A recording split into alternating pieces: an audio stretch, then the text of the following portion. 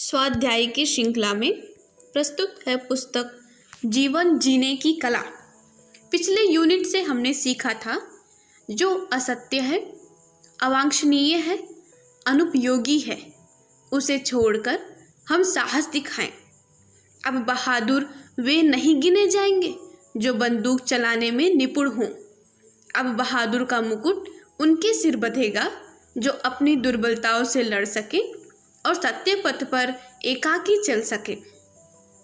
आइए यूनिट 7 जिसका शीर्षक है जीवन महान ऐसे बनेगा, उसका स्वाध्याय करते हैं। आधुनिक विकास का श्रेय मानवीय बुद्धि को। आधुनिक युग में जीवन जीने वाले व्यक्ति के मन में होने वाले देवासुर संग्राम में देवत्व का समर्थन करना ही विवेकपूर्ण है। यह सत्य है कि संसार आज जिस भौतिकवादी विकास की स्थिति में है उसका श्रेय मानवीय बुद्धि को ही है। संसार को बहुत ही सुंदर, सुसज्जित और व्यवस्थित बनाने में मानव प्राणी की बुद्धिमत्ता को ही सारा श्रेय प्राप्त है। विज्ञान की उन्नति करके उसने सुखोपभोग की प्रचुर सामग्री उत्पन्न की है। प्रेम, सेवा, करुणा, मैत्री, त्याग, संयम, धर्म, उपासना जैसा उदात्त आकांक्षा या कल्पना, वासना, विलासिता, मनोरंजन, श्रृंगार, सुसज्जा, सौंदर्य, संगीत, नृत्य, विनोद, कविता, साहित्य, क्रीड़ा जैसे कलात्मक और क्रोध, संघर्ष, चिंता, द्वेष, शोक, प्रतिशोध, भय जैसी निकृष्ट मनोवृत्तियों का एक पूरा संसार ही मनुष्य ने रच डाला है। सृष्टि की सर्वोपरि सत्ता का अधिपति होने के कारण उससे यही आशा की जानी चाहिए कि वह आनंद से परिपूर्ण जीवन यापन करेगा और उसके संपर्क में जो भी आएंगे उन्हें आनंद से लाभान्वित करेगा। इतने महत्वपूर्ण स्थान और पद पर पहुँचने के बाद निश्चय ही मनुष्य के कंधे पर कुछ उत्तरदायित्व भी आते हैं। उचित यही है कि उन्हें निभाया जाए। निम्न स्थिति में पड़े हुए जीव का उत्तरदायित्व उतना ही छोटा होता है। यदि वह ना करने योग्य काम करे, ना सोचने योग्य सोचे, तो उसकी प्रतिक्रिया भी सीमित रहेगी। किंतु यदि अधिक सशक्त जीव कुमार्ग पर चल पड़े तो उसकी हानि का क्षेत्र बहुत बढ़ जाता है। क्रुद्ध बकरा उतनी हानि नहीं करता जितनी उन्मत्त हाथी कर सकता है। सत्य पर चलते हुए अपने उत्तरदायित्वों को निभाते हुए सज्जनता का, विवेकशीलता का जो सुसंयत कार्यक्रम अपनाया जाता है वही श्रेयस्कर होता है। मनुष्य को जो स्थिति और सुविधा प्राप्त है उसका उपयोग यदि वह रचनात्मक विषय में करे तो उसकी प्रतिक्रिया निस्संदेह बड़ी उपयोगी और आनंदवर्धक होगी।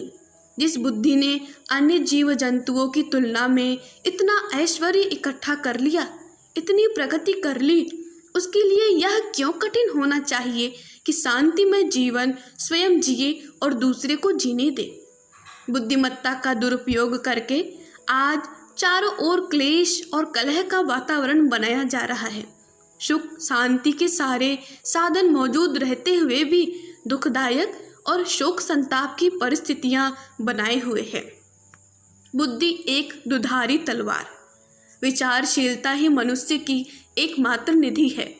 इसी आधार पर उसने उच्च स्थान प्राप्त किए हैं।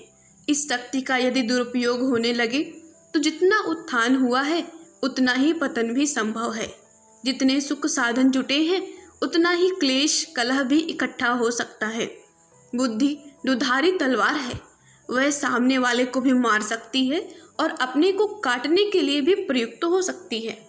उच्च स्थिति पर पहुंचा हुआ मनुष्य अपने उत्तरदायित्व को न पहचाने, अपने कर्तव्य धर्म के प्रति आस्थावान न रहे तो वह अपनी विशेष स्थिति के कारण संसार में भारी अहित करने और भारी अव्यवस्था उत्पन्न करने का कारण बन सकता है। आज यही तो हो रहा है।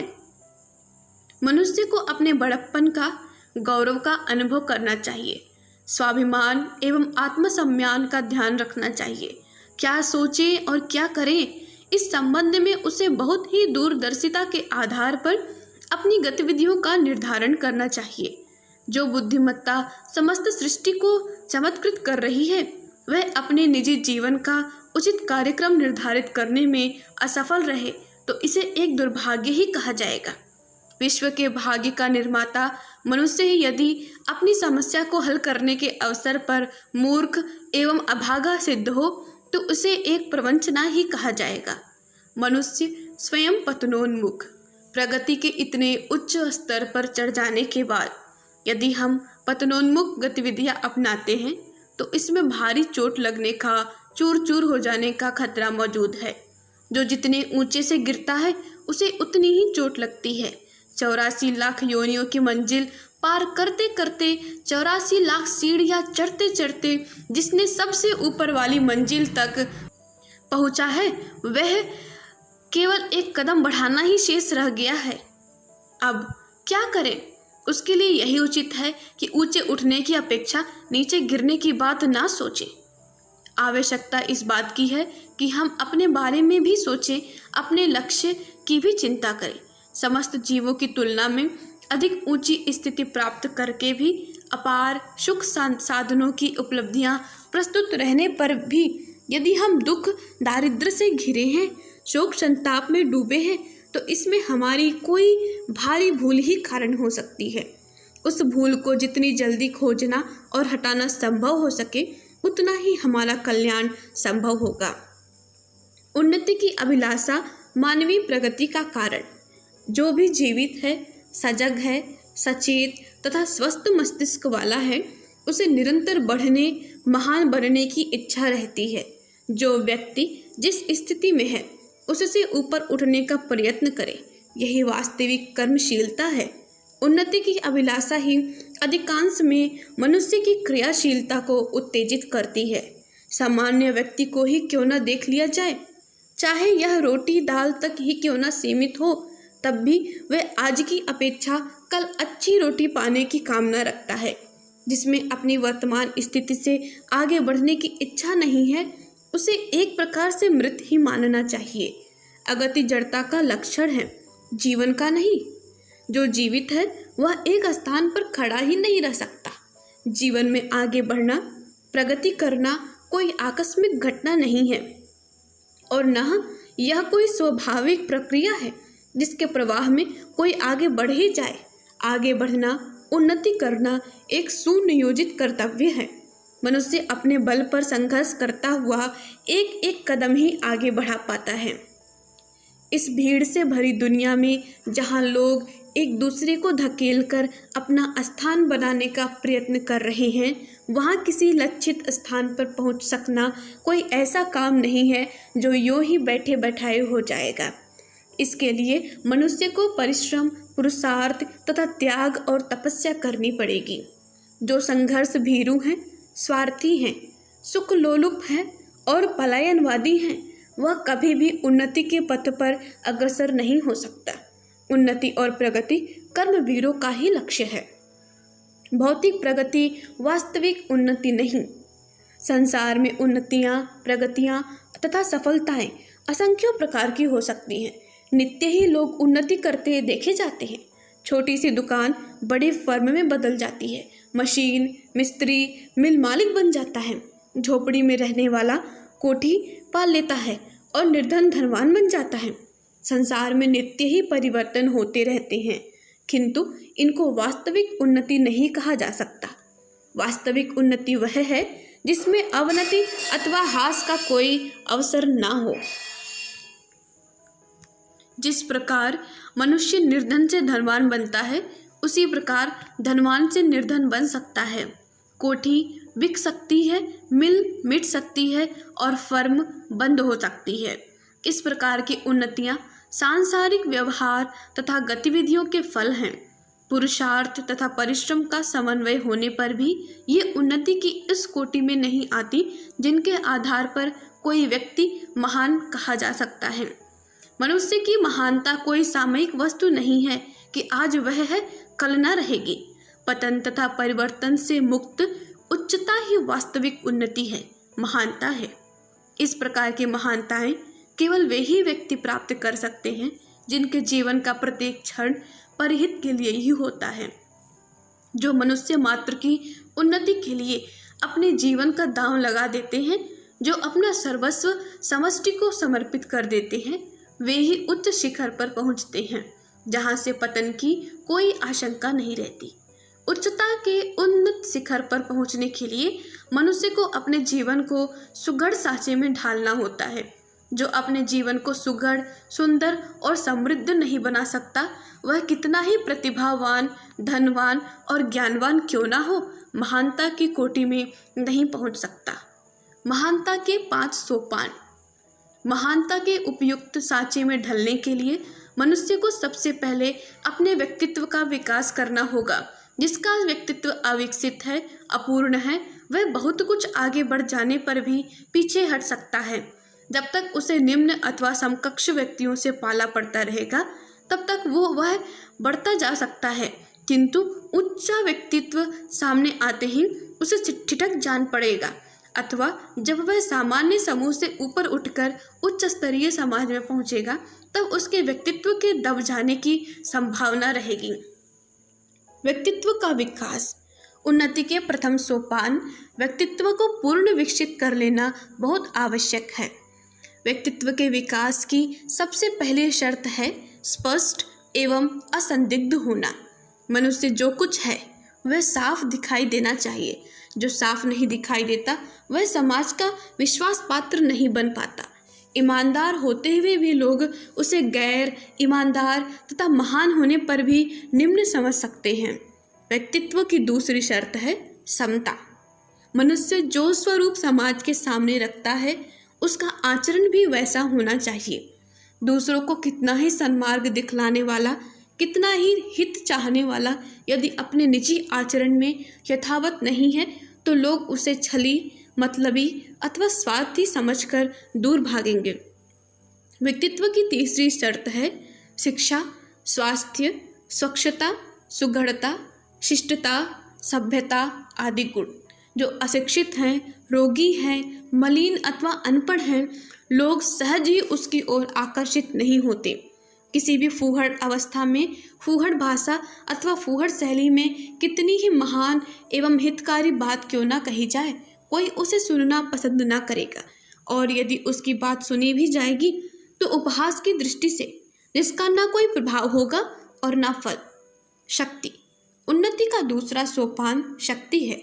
जिसका शरीर, मन और आत्मा शक्तिशाली है, वह ही उन्नति के पथ पर आए अवरोधों से टकरा सकता है। समाज विरोधी तत्वों से मोर्चा ले सकेगा। जो निर्बल है, साहसहीन है, वह एक छोटे से विरोध को भी सहन न कर सकेगा और शीघ्र ही मैदान छोड़कर भाग जाएगा। जो संयमी है, ज्ञानवान है, निष्प्रिय और निस्वार्थ है, मन, प्राण, शरीर और आत्मा उसके लिए ही काम करेंगे और उसके ही समर्थ हो सकते हैं। इसके विपरीत जो असंयमी है, अज्ञानी है, लिप्सु और लोलुप है, उसका निर्बल होना निश्चय है, अटल है। अनुशासन। उन्नति का तीसरा सोपान है अनुशासन।